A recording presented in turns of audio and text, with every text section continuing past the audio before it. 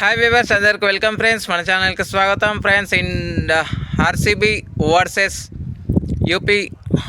Gujarat Giants మధ్య మ్యాచ్లో RCB ఘనమైన విజయాన్ని సాధించింది. 32 రన్స్ తేడాతో 3 అవుట్ ఆఫ్ 3 మ్యాచెస్ అయితే గెలిచి పాయింట్స్ టేబుల్స్లో నెంబర్ 1 ప్లేస్లో అయితే నిలిచింది. సెకండ్ ప్లేస్లో ముంబై ఇండియన్స్, థర్డ్ ప్లేస్లో తర్వాత టీమ్స్ అయితే ఉండడం అయితే జరిగింది. గుజరాత్ జైంట్స్, ఆ తర్వాత ఢిల్లీ క్యాపిటల్స్ అయితే ఉంది. అయితే ఈరోజు డబుల్ హెడర్ మ్యాచెస్ అయితే ఉన్నాయి గైస్.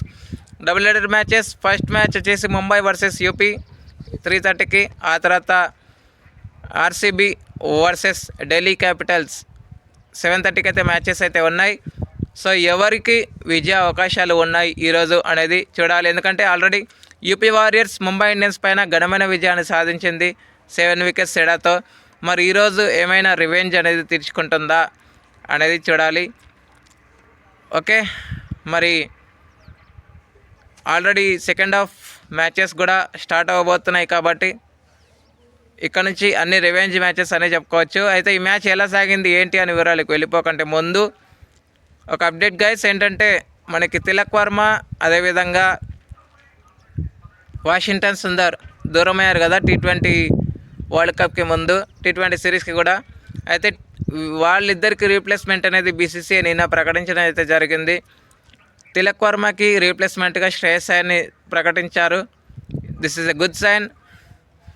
అండ్ ఆల్సో వాషింగ్టన్ సుందర్కి రీప్లేస్మెంట్గా రవి విష్ణాయ్ని ప్రకటించడం అయితే జరిగింది. అయితే రవి విష్ణాయ్ రీప్లేస్మెంట్ అనేది కొంచెం, అంటే వాషింగ్టన్ సుందర్కి రీప్లేస్మెంట్ అనేది ఏదైతే చేశారో అది కొంచెం నాకైతే అవకతవకలు అయితే అయిందని చెప్పుకోవచ్చు. ఎందుకంటే మేబీ అక్షర్ పటేల్ ఉన్నా, లేకపోతే జయంత్ యాదవ్ లాంటి వాళ్ళు ఉన్నా కొంచెం బాగుండేదేమో అని నా ఒపీనియన్. అఫ్కోర్స్ రియాన్ పరాగ్ ఉన్నా కొంచెం బాగుండేది. ఎందుకంటే రియాన్ పరాగ్ లాంటి వాళ్ళు ఉంటే మాత్రం కంపల్సరీగా టీమ్ ట్రబుల్స్ అనేవి ఒకవేళ ఉన్నా కానీ దాన్ని రికవర్ చేసే ఎబిలిటీ, స్టెబిలైజ్ చేసేవాళ్ళేమో అని నేను అనుకుంటున్నాను. మరి మీ ఒపీనియన్స్ ఏంటో కామెంట్స్లో చెప్పండి. మరి వికెట్ టేకర్ని అయితే సెలెక్ట్ చేశారు, పర్వాలేదు. లెఫ్ట్ హ్యాండర్స్కి వేసేటువంటి స్పిన్నరే, ఆఫ్ స్పిన్నర్. మరి చూద్దాం. సో మరి ఇక ఏమాత్రం లేట్ చేయకుండా మ్యాచ్ వివరాలకు వెళ్ళిపోదాం. So let's move in to the topic. Hi hello నమస్తే my dear H5T creators YouTube channel. మీకు కనుక మా వీడియోస్ నచ్చినట్లయితే లైక్ చేయండి, అలాగే కామెంట్, షేర్ అండ్ సబ్స్క్రైబ్ చేయండి. పక్కనే ఉన్నటువంటి ఆప్షన్స్లోకి వెళ్ళి ఆల్ అనే ఆప్షన్ని సెలెక్ట్ చేసుకోండి. ఇలా సెలెక్ట్ చేసుకోవడం ద్వారా మా వీడియోస్ ఎప్పటికప్పుడు అందరికంటే ముందుగా మీకు నోటిఫికేషన్లో వస్తుంది. సో టాస్ గెలిచి మొదట ఫీల్డింగ్ ఎంచుకుంది గుజరాత్ జైంట్స్. దానికి తగ్గట్టుగా మంచి స్టార్టే రావడం జరిగింది. ఇనిషియల్ స్టేజ్లో ఆర్సీబీకి ఫస్ట్ బాల్కి వైట్ +4 5 రన్స్ అయితే రావడం జరిగింది. తర్వాత బాల్కి అప్పీల్ చేశారు. అప్పీల్లో అవుట్ అని ఎంపైర్ ఇవ్వగా దాన్ని సమీక్ష కోరడం జరిగింది ఆర్సీబీ. అది వాళ్ళకి కలిసి వచ్చింది. Pitching in line, in fact in line, missing the wickets miss అయింది. దానివల్ల గ్రేస్ హ్యారిస్ కోలుకోవాల్సి వచ్చింది. తర్వాత డాట్ బాల్, అక్కడి నుంచి బౌండరీస్ వరద పడిందని చెప్పుకోవచ్చు. ఇప్పటివరకు WPL హిస్టరీలో 20 రన్స్ వచ్చిన ఫస్ట్ ఓవర్, దాన్ని రికార్డ్ బ్రేక్ చేశారని చెప్పుకోవచ్చు. 23 రన్స్ ఫస్ట్ ఓవర్లోనే రావడం అయితే జరిగింది ఫస్ట్ ఓవర్లో. అక్కడి నుంచి 26 వరకు మంచి స్టార్టే వచ్చింది. సెకండ్ ఓవర్లో రేణుకా సింగ్ ఠాకూర్ బౌలింగ్లో గ్రేస్ హ్యారిస్ 17 రన్స్ వేసి అవుట్ అయింది. అప్పటికి స్మృతి మందన ఇంకా ఖాతా అయితే తెరవలేదు. తర్వాత నుంచి వికెట్ల పతనం మళ్ళీ స్టార్ట్ అయింది. 43 వరకు రెగ్యులర్ ఇంటర్వెల్స్లో వికెట్స్ కోల్పోతూనే వచ్చింది. స్మృతి మందన 5 రన్స్కి, ఆ తర్వాత హేమలత 4 రన్స్కి, గౌతమి నాయర్ 9 రన్స్కి అవుట్ అయ్యారు. 43 for 4 ట్రబుల్లో ఉంది ఆర్సీబీ. అయితే రాధా యాదవ్కి ప్రమోషన్ వచ్చింది. వచ్చిన ఆపర్చునిటీని చక్కగా యూటిలైజ్ చేసుకుందని చెప్పుకోవచ్చు. మన రిచా ఘోష్ అండ్ రాధా యాదవ్ ఇద్దరు కలిసి, అసలు రాధా యాదవ్ బ్యాటింగ్ అనేది ఎవ్వరు కూడా అనుకోలేదు ఇంత మంచి ఇన్నింగ్స్ అయితే ఆడుతుంది, ఇంత మంచి ఫ్లోలోకి తీసుకొస్తుంది ఆర్సీబీని, ఇంత మంచి పార్ట్నర్షిప్ వైపు అడుగులు వేపిస్తుంది, పార్ట్నర్షిప్ బిల్డ్ చేసేలా కంపెనీ ఇస్తుంది అని ఎవరు కూడా అనుకోలేదు. అయితే 143 వరకు సాఫీగా సాగింది ఇన్నింగ్స్. 148 దగ్గర 5th వికెట్ పడింది. 105 రన్స్ పార్ట్నర్షిప్కి అయితే తెరపడింది. సిహెచ్ స్ట్రాటజీ టైమ్అవుట్ తర్వాత ఒక బౌండరీ వచ్చింది. వచ్చిన తర్వాత డివైన్ మంచిగా డెలివరీ మ్యాజిక్ చేయడం ద్వారా సెట్ అయిన బ్యాటర్స్ని ఇద్దరిని కూడా పెవిలియన్కి పంపించింది. ఫస్ట్ రిచా ఘోష్ వెళ్ళింది 44 రన్స్కి.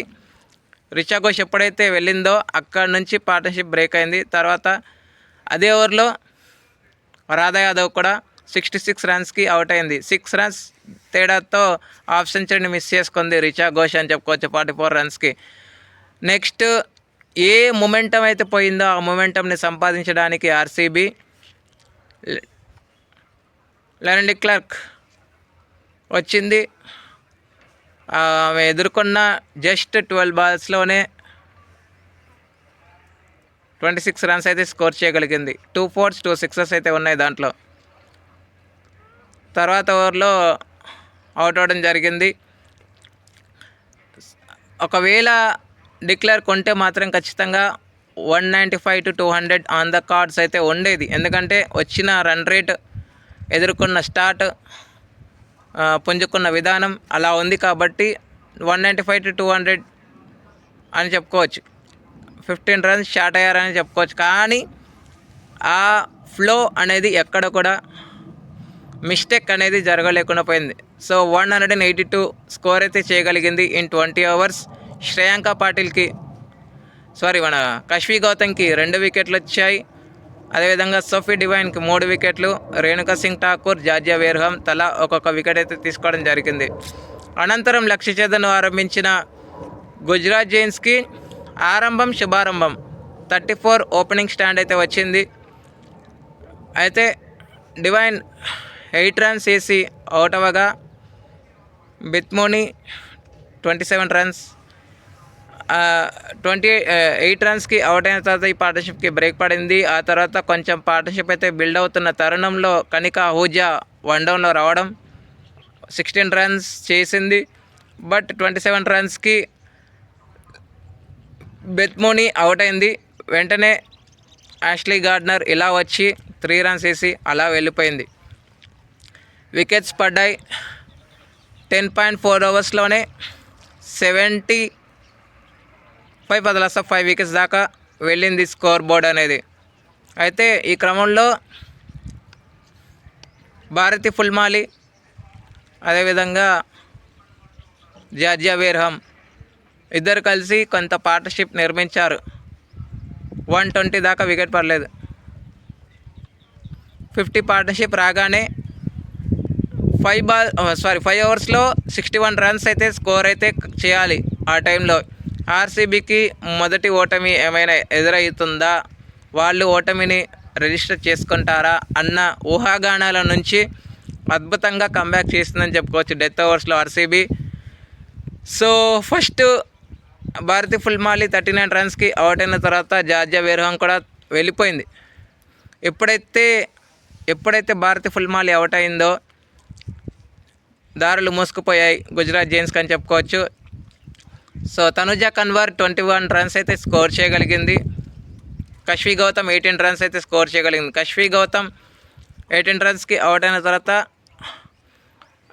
మంచి డెలివర్ చేయడం ద్వారా లారెన్ బెల్ తనుజా కన్వర్ని కూడా అవుట్ చేయాల్సి వచ్చింది. సో లాస్ట్ ఫైనల్లో కొంచెం కట్టుబిట్టంగా రన్స్ అయితే కట్టడి చేయడం ద్వారా 32 రన్స్ తేడాతో ఘనమైన విజయాన్ని సాధించింది. 5 for 23 రన్స్ 23 రన్స్ ఇచ్చి 5 వికెట్స్ తీసినటువంటి శ్రేయాంక పాటిల్, అదేవిధంగా లారెన్ బెల్కి 3 వికెట్స్ రాగా 29 రన్స్ ఇచ్చి 3 వికెట్స్ అయితే ఇవ్వడం అయితే జరిగింది. ఆ తర్వాత డిక్లర్క్కి 1 వికెట్ వచ్చింది. సో మొత్తంగా 50 రన్స్ స్కోర్ చేయగలిగింది కదా. రాధా యాదవ్ 66 రన్స్ స్కోర్ చేసింది అండ్ విత్ ద ఫీల్డ్ ఒక క్యాచ్ కూడా తీసుకోవడం జరిగింది కాబట్టి సో అరుంధతి రెడ్డికి కూడా ఒక వికెట్ అయితే రావడం జరిగింది. సో విత్ ద ఫీల్డ్ కూడా మంచి క్యాచ్ పట్టడం ద్వారా రాధా యాదవ్కి ఆల్రౌండ్ షో ప్రదర్శన కల్పించింది కాబట్టి తనకి player of the match award అయితే రావటం జరిగింది. ఇరు జట్లు ఎక్స్ట్రాస్ కనుక మనం చూస్తే 9 extras Gujarat Giants, 3 extras RCB. Okay, thank you friends. ఇలాంటి అప్డేట్స్ కోసం ఛానల్ని సబ్స్క్రైబ్, షేర్, లైక్, కమెంట్ చేయండి. మరొక అప్డేట్తో మేము ఉంటాను ఫ్రెండ్స్. అంతవరకు సెలవు, నమస్కారం.